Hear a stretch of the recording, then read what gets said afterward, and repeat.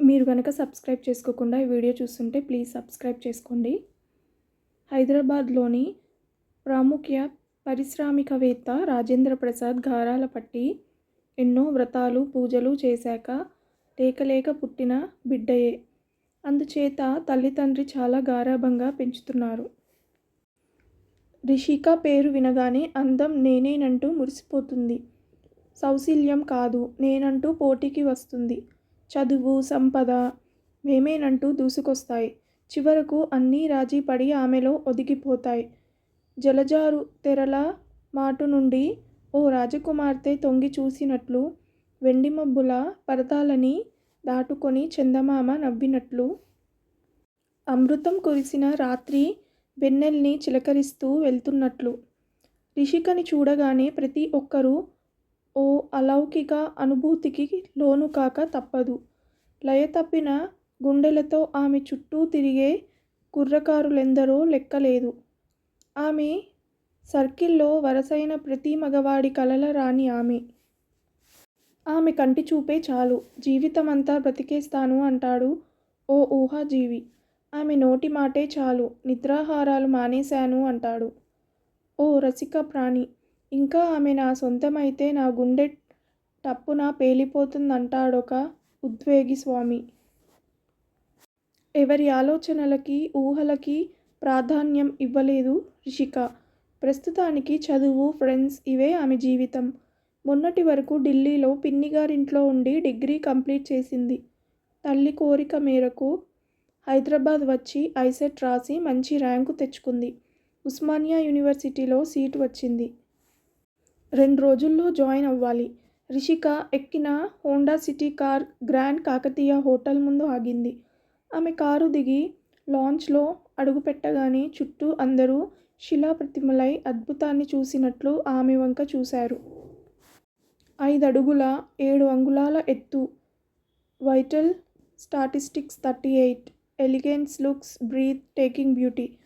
పాలులాబీ పూలని కలిపి ముద్ద చేసినట్లు ఉండే శరీరవర్ణం, వీపంతా అలలుగా పరుచుకున్న జుట్టు, jeans, short T-shirt, high heels. అక్కడ ఉన్న జనాలందరూ నోరు వెళ్ళబట్టి చూస్తున్న వారి చూపులు తనకు అలవాటైపోయినట్లుగా హుందాగా ముందుకు నడిచింది.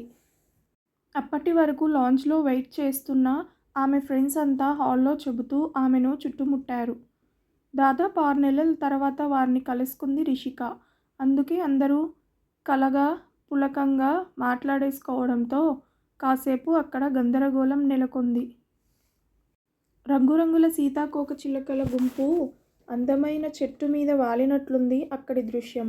అక్కడున్న వాళ్ళందరూ వారి పనులు మర్చిపోయి మంత్రముగ్ధులై ఆ అమ్మాయిల వంకే చూస్తూ ఉండిపోయారు. అది గమనించిన ఆ అమ్మాయిలు మోచేతులతో ఒకరినొకరు పొడుచుకుంటూ కనుసైగ చేసుకుంటూ ముసిముసిగా నవ్వుతూ రెస్టారెంట్ వైపు వెళ్లారు. వెయిటర్ వచ్చి ముందుగా రిజర్వ్ చేసిన టేబుల్ చూపించాడు.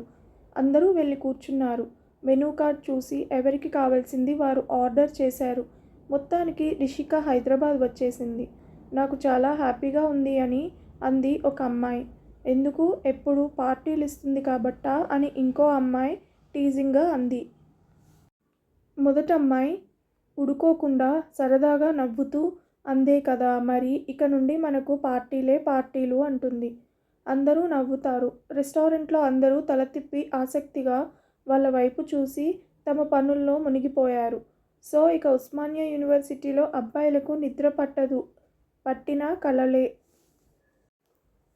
కలల నిండా ఈ రాకుమారే. రిషికని ఓరకంట చూస్తూ అది ఓ అమ్మాయి. ఏయ్ రిషిక, ఒకటడుగుతాను. గుండె మీద చేయి వేసుకొని నిజం చెప్పాలి అంటూ ప్రేమ అనే అమ్మాయి ఏదో అడగబోతుండగా రేవతి అనే అమ్మాయి అడ్డు తగిలి, అరే యార్, గుండె కాదురా గుండెల మీద అనాలి అని యాక్షన్తో సహా అనేసరికి మళ్ళీ అందరూ నవ్వారు. You naughty. ఊడిపోయిన టీషర్ట్ బటన్ పెట్టుకుంటూ సిగ్గుపడింది రషిక. సరే సరే, గుండెల మీద చేయి వేసుకొని చెప్పు. నిన్ను చూసి లవ్ ఫీవర్ అటాక్ అయ్యి మెడిసిన్ లేక దిగులుతో మంచం పట్టిన వారి సంఖ్య ఎంతో అని ప్రేమ అడిగింది. లెక్క తెలియదు అన్నట్లు తమాషాగా భుజాలు ఎగరేసింది రిషిక. అంతమంది గైస్ గుండెకోతకి కారణం అయ్యావ్. నీ పాపానికి నిష్కృతి లేదు అంటూ ఒక అమ్మాయి బాధగా నుదురు కొట్టుకుంది. ఏయ్, టాపిక్ చేంజ్ చేయండి, నాకిష్టం లేదు కాస్త కోపంగా అంది రిషిక. సరేలే అని అక్కడితో ఆపేశారు. బ్యారర్ ఐటమ్స్ అరేంజ్ చేశాడు.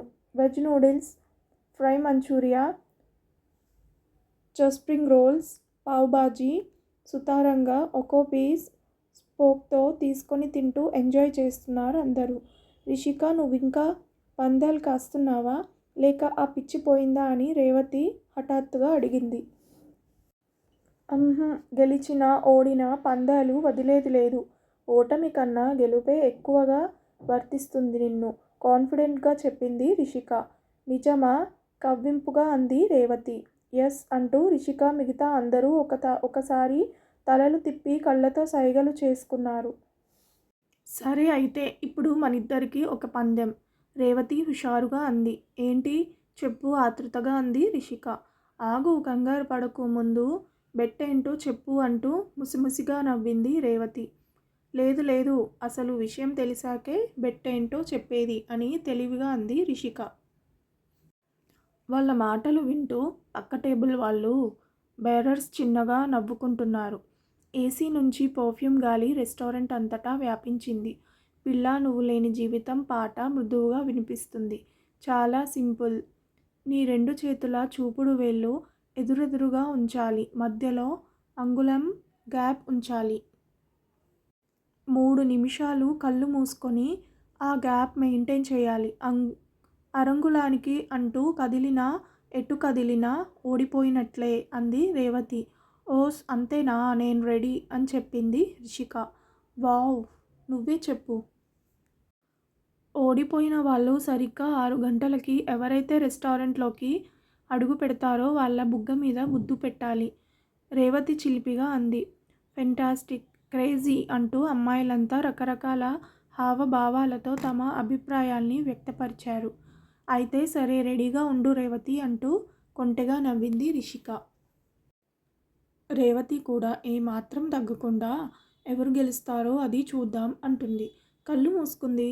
రిషిక అందమైన ఆల్చిప్పల్ని తెచ్చి మొహం మీద అతికించినట్లుగా ఉంది ఆమె మోము. సన్నజాజి మొగ్గల్లా సుకుమారంగా ఉన్న 2 చేతుల చూపుడు వేళ్ళని ఎదురెదురుగా నిలబెట్టింది. క్షణాలు గడుస్తున్నాయి. అందరూ ఊపిరి బిగపట్టి చూస్తున్నారు. కళ్ళు మూసుకొని ఉన్న రిషిక పెదాల మీద, కళ్ళు తెరిచి ఉన్న రేవతి పెదాల మీద మందహాసం చిందులేస్తుంది. గెలుపు తమదే నన్న ధీమాతో వచ్చిన చిరునవ్వది. 2 నిమిషాలు గడిచేసరికి, నవ్వులు అరుపులు వినిపించేసరికి గబుక్కున కళ్ళు తెరిచి వేళ్ళవంక చూసుకుంది రిషిక. దాదాపుగా కలుసుకునే స్టేజ్లో ఉన్నాయి. అదెలా జరిగింది? నేనసలు వేళ్ళని కదిలించలేదే ఆశ్చర్యంగా అంది రిషిక. నువ్వు కదిలించాల్సిన అవసరం లేదు. ఆడ మగ అట్రాక్షన్ లాంటిది. ఇది వద్దనుకున్నా అతుక్కుపోతాయి. సరే అమ్మాయిగారు, ముద్దివ్వడానికి రెడీగా ఉండండి అంది రేవతి.